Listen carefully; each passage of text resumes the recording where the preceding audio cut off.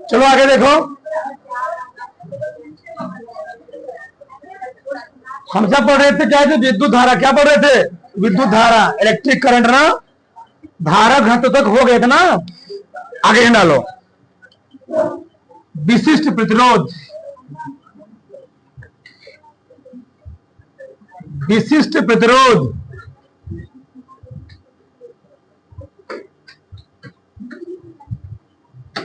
विशिष्ट प्रतिरोध या ऐसे हम लोग आते हैं प्रतिरोधकता।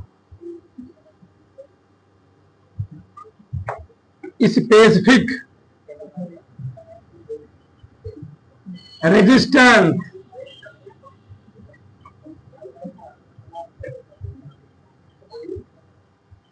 Specific resistance.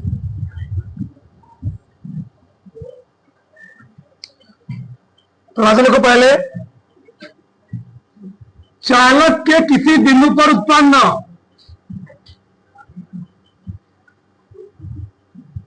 चालक के किसी बिंदु पर उत्पन्न वैद्युत क्षेत्र तथा धारा घनत्व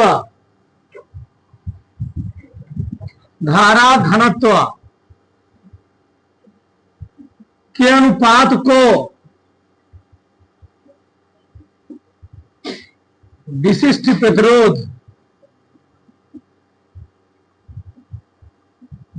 प्रतिरोध कहते हैं।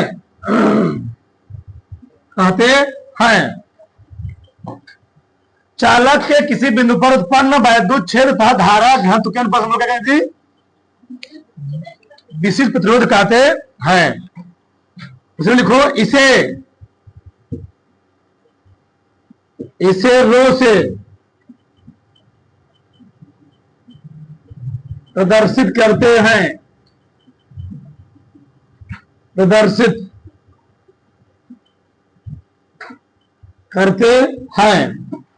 यानी विशिष्ट प्रतिरोध और क्या होता है? अब लिखना बंद कर दो पहले। विशिष्ट प्रतिरोध बराबर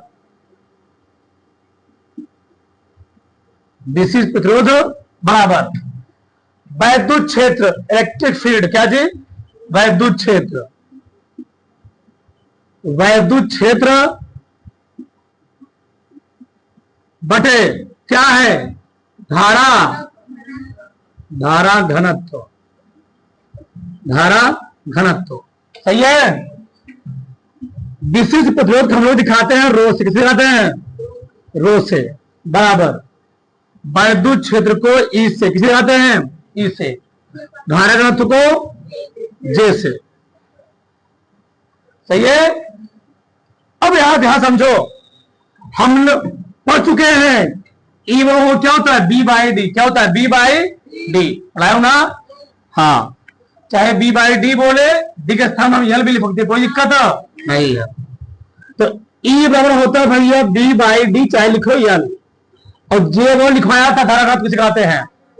जे वो क्या होता है? आई अपान ए।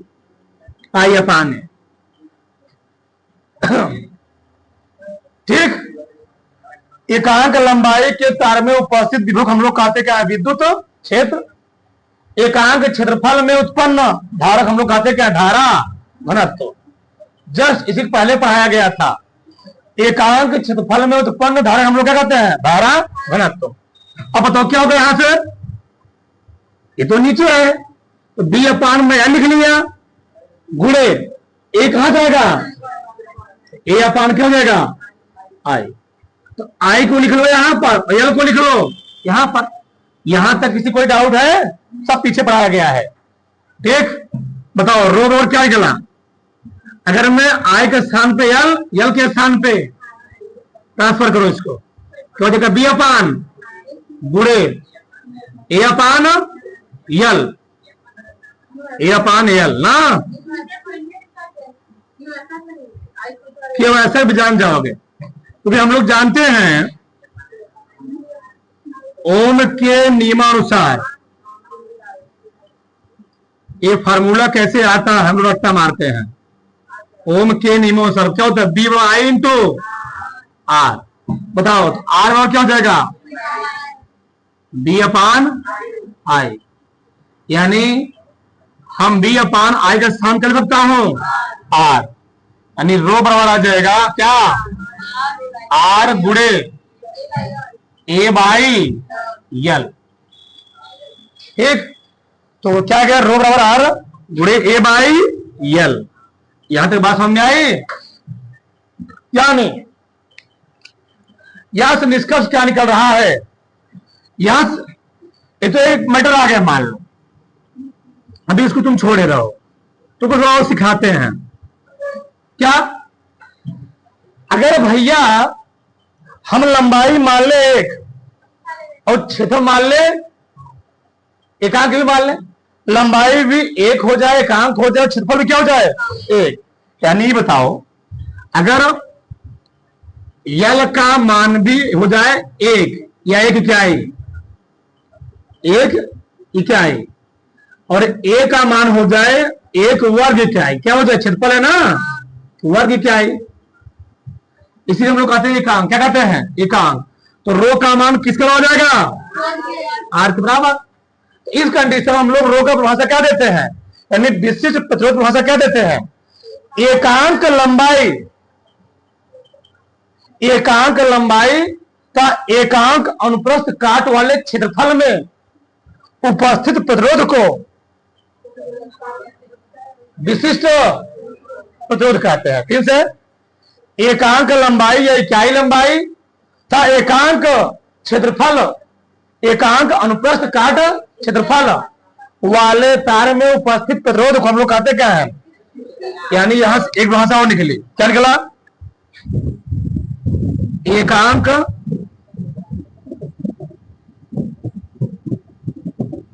एकांक लंबाई तथा एकांक एकांक अनुप्रस्थ, अनुप्रस्थ मतलब क्या बता रहे हैं भाई, एकांक लंबाई था एकांक अनुप्रस्थ काट क्षेत्रफल, क्षेत्रफल में एकांक लंबाई था एकांक अनुप्रस्थ काट क्षेत्रफल में उपस्थित प्रतिरोध को विशिष्ट प्रतिरोध कहते हैं। विशिष्ट प्रतिरोध कहते हैं। सही है, मैंने क्या लिखा, एकांक लंबाई था एकांक अनुप्रस्थ काट क्षेत्रफल में उपस्थित प्रतिरोध हम लोग कहते क्या है, विशिष्ट प्रतिरोध कहते हैं। यानी अब यहां तुम थोड़ा समझो ध्यान से, इधर हो क्या रहा है यहां पर, इसी चीज को हम एक तरीके और प्रूव कर सकते हैं। कैसे, तो पहले समझो चीज कैसे आता है, मैं यहां लिख रहा हूं। अगर हम बात करें किसी चालक तार में नियत ताप पर, यानी टेम्परेचर में कोई वेरिएशन ना हो, टेम्परेचर में कोई बदलाव ना हो, नियत टेम्परेचर हो, टेम्परेचर में कोई घटोतरी बढ़ोतरी ना हो, उस कंडीशन में क्या होगा, पहले मैं यहां बोला अनुप्रस्थ काट, क्या होता है, से मान लो ये कोई चालक है, ये कोई चालक तार है मान लो, ठीक, ये क्या है, कोई चालक तार है। अनुप्रस्थ काट क्या होता है, इस चालक के एक छोटे से भाग पर कहीं देखोगे, मान लो मैंने एक छोटा सा भाग ले लिया, इतना ले लिया, इतना इतना, इसका भैया ये मानो मार्कर है, मार्कर के इतना जो पार्ट दिख रहा है, इतना छोटा सा पार्ट, इस छोटे से पार्ट को जब तुम जूम करते हो तो उसे हम लोग कहते क्या है, अनुप्रस्थ काट। अनुप्रस्थ क्या होता है, सामने से दिख रहे हो, क्या दिख रहे हो, सामने से। और अंदर क्या होता है, ऊपर से देखो, कहां देखो, ऊपर से। जब हम किसी चीज को सामने से देखते हैं क्या होता है, अनुप्रस्थ होता है, लंबवत देखें तो ये होता है अनुप्रस्थ काट के क्षेत्रफल। तो किसी चालक के लंबाई क्या हो, एकांक हो, लंबाई क्या हो, यानी लंबाई बहुत कम हो इसकी, अभी लंबाई मात्र क्या होगी, मान लो 15 सेंटीमीटर होगी, 10 सेंटीमीटर होगी, तो अभी मैं लंबाई कितना मान लीजिए, मान लो 1 mm, मान लिया 1 सेंटीमीटर कुछ मान सकते हो, तो लंबाई एकांक हो जाए और क्षेत्रफल कितना हो जाए, 1 वर्ग इकाई हो जाए। उस कंडीशन में उस चालक तार में जो रुकावट होगी, उसी रुकावट हम लोग क्या कहेंगे, विशिष्ट प्रतिरोध कहते हैं या प्रतिरोधकता कहते हैं। क्या कहते हैं, प्रतिरोधकता। यानी एकांक लंबाई एकांक क्षेत्रफल वाले तार में उपस्थित रुकावट को हम लोग क्या बोलेंगे, विशिष्ट प्रतिरोध। क्या बोलते हैं जी, विशिष्ट प्रतिरोध बोलेंगे। यानी समझ में आ रहा है, ये तार है, तार में इतने क्षेत्रफल में जो रुकावट है उसी रुकावट हम लोग क्या बोल देंगे, विशिष्ट प्रतिरोध। अब थोड़ा समझो ध्यान से, हमने क्या बोला, किसी चालक तार में, किसी चालक तार में नियत ताप पर, नियत ताप पर, नियत ताप पर चालक का प्रतिरोध, चालक का प्रतिरोध लंबाई के अनुक्रमानुपाती, इसका पूरा पोस्टमार्टम कर देंगे, ठीक, कैसे सब आता है, लंबाई के अनुक्रमानुपाती का अनुप्रस्थ काट क्षेत्रफल के,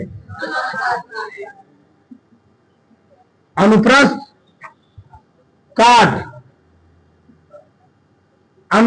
काट क्षेत्रफल के क्या होता है भैया, व्युत्क्रमानुपाती होता है। कई बार हम बात कर चुके इसके बारे में, थे होता है, ठीक। यानी ठीक, यहां पर हुआ क्या, जो प्रतिरोध हो, क्या जी, प्रतिरोध, जो प्रतिरोध होता है वह लंबाई क्या होता है, अनुक्रमानुपाती। क्या होता है, अनुक्रमानुपाती होता है। और अनुप्रस्थ काट क्षेत्रफल क्या होता है, व्युत्क्रमानुपाती होता है। बात समझ में आई, ठीक। अब यहां पर होगा क्या, चलो ए मान लो समीकरण नंबर 1, ए मान लो समीकरण नंबर 2, तो समीकरण 1 और 2 से क्या निष्कर्ष निकलेगा, समीकरण 2 से,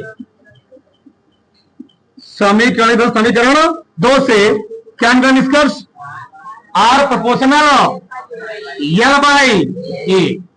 अब तुम जानते हो फिजिक्स में अगर कोई चीज समानुपाती या अनुक्रमानुपाती रूप में आता है तो उसको हटाने के लिए हम लोग एक कांस्टेंट यूज करते हैं। यहां पर हम लोग कांस्टेंट क्या लगाएंगे, रो, क्या लगाएंगे, रो। तो आर बराबर आ जाएगा रो एल अपान ए, या रो बराबर क्या लिखोगे, जब रो बराबर लिखोगे तो आर ए बाई एल। अगर तुम देखो ध्यान से तो वही चीज यहां लिखा गया है।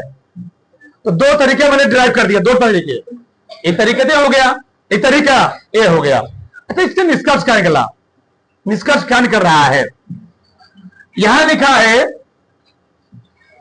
लंबाई, अगर किसी चालक तार की लंबाई बढ़ेगी, अगर किसी चालक तार की लंबाई क्या होगी, बढ़ेगी, उसका प्रतिरोध क्या होगा, बढ़ेगा।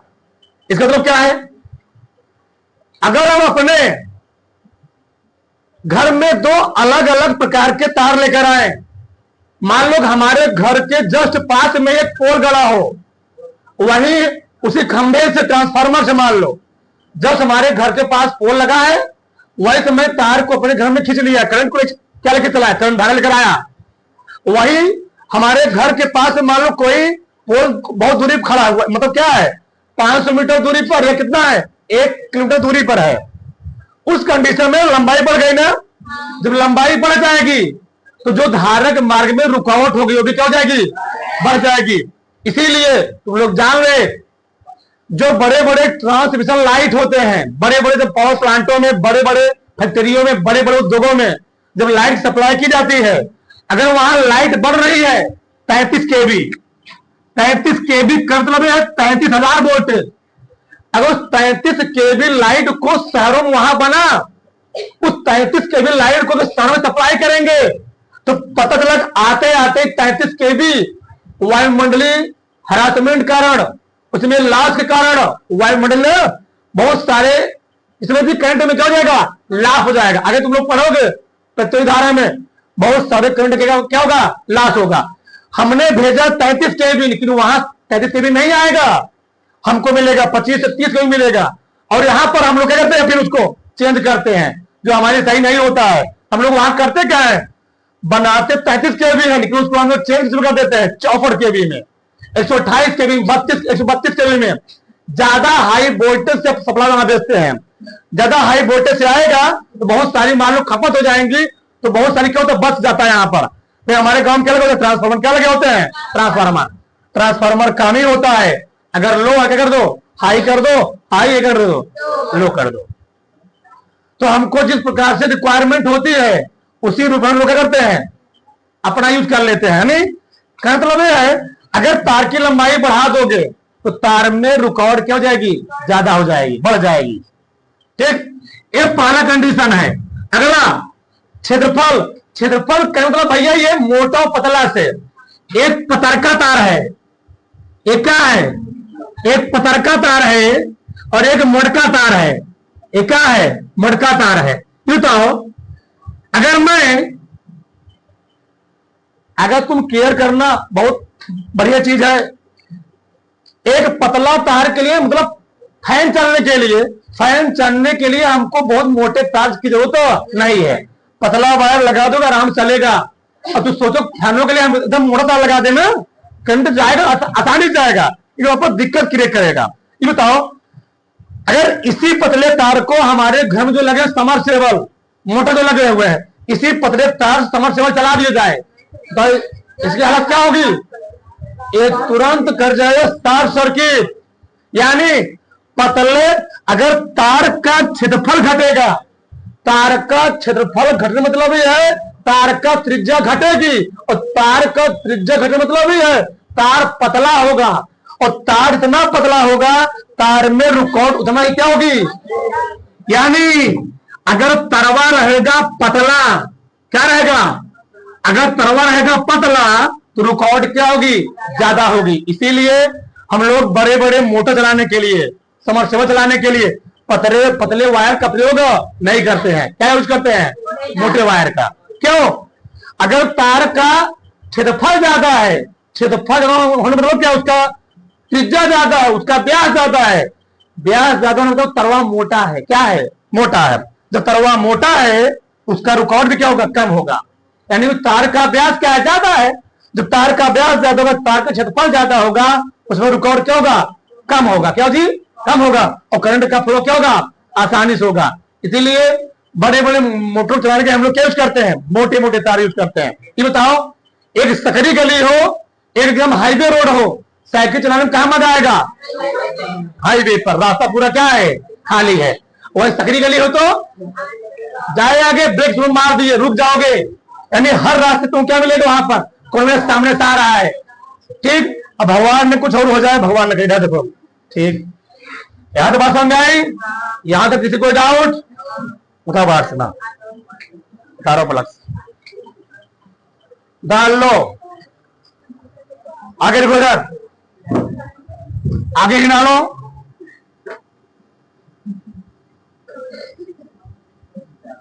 विशिष्ट प्रतिरोध का मात्रक और विमीय सूत्र। विशिष्ट प्रतिरोध का मात्रक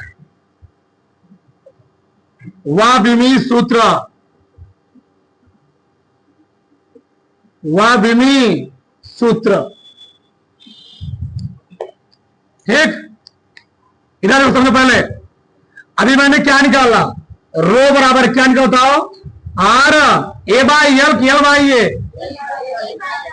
ए बाई एल। ठीक, ए बाई एल। बताओ इसका निकालना आपको मात्रक, क्या निकालना है, मात्रक, रो का मात्रक, रो का मात्रक। बताओ आर मात्रक क्या होता है, ओम। आर्क मात्रक, अभी प्रसव मात्रक क्या होता है हमें बताना। क्षेत्रफल मात्रक क्या होता है, एक क्षेत्रफल है, क्षेत्रफल मतलब होता है मीटर स्क्वायर, बटे क्या हो गया, मीटर हो गया। एक मीटर से मीटर क्या हो गया, क्या गया, ohm into metre, ohm into metre, ohm into क्या आ गया, मीटर। और ध्यान रखना, इसी को हम लोग अगर बात करें सारे सिस्टम में तो क्या बोलते हैं, साइमन, क्या बोलते हैं, साइमन इंटू मीटर हो जाएगा, ठीक है ना।